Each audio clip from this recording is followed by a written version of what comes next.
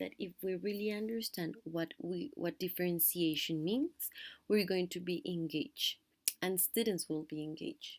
And if they really want to learn, it will be easier to achieve the goals.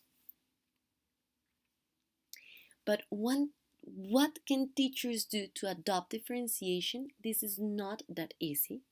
And in fact, it can be overwhelming because we are always asked different things.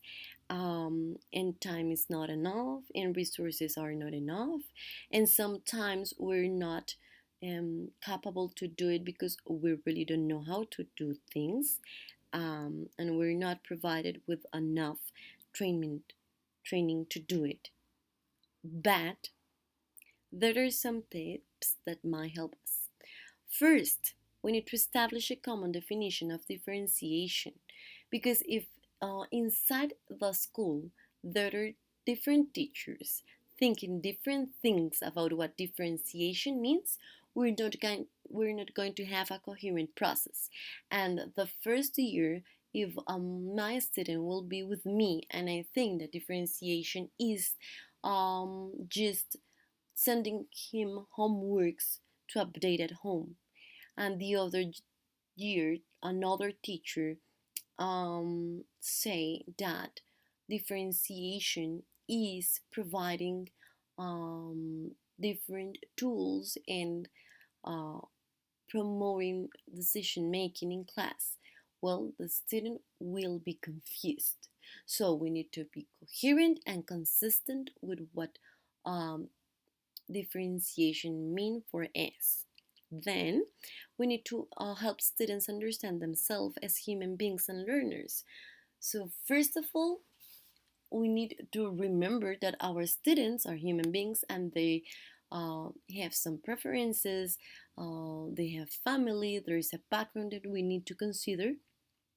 And afterwards, we need to help them understand how their learning is going and how it can be facilitated for them.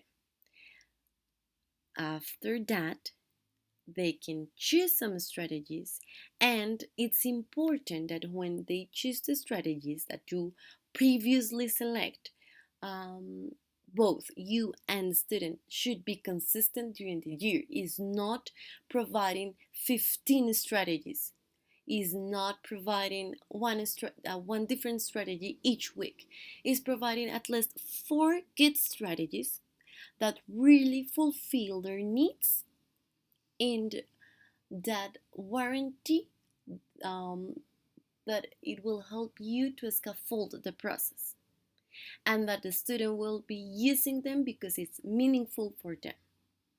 Afterwards, it's important to share the experiences that you have in your classroom with your colleagues.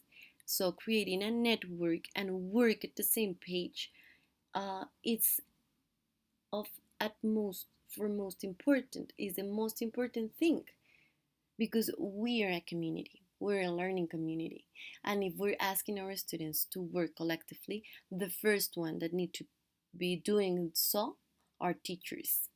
And in this way you can share successful and not that successful experiences so that your colleagues can take advantage of those, or maybe they can help you to modify some routines and habits that are not working well.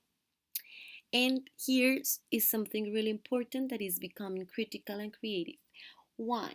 Because nowadays teachers are always being taught about what they should do.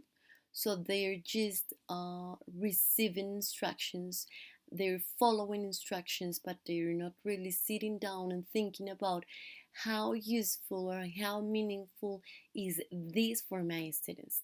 They're just applying what others are saying. And we need to remember that the experts here are teachers because the ones that are all the day every day with the students are teachers, not principals, not the policies that are being written by others. No. So we need to be confident about what we know. Of course that we can ask for help if we're not sure, but we need to be confident about um, what we know about our students and what we have identified that really helps them. This is this is I think one of the most important things when talking about differentiation, and is the teachers need to persist, because it's not an easy path, as I was saying previously. And also, they need to encourage others to persist. Encourage who? Encourage the school, encourage their colleagues, encourage the family, and encourage the student.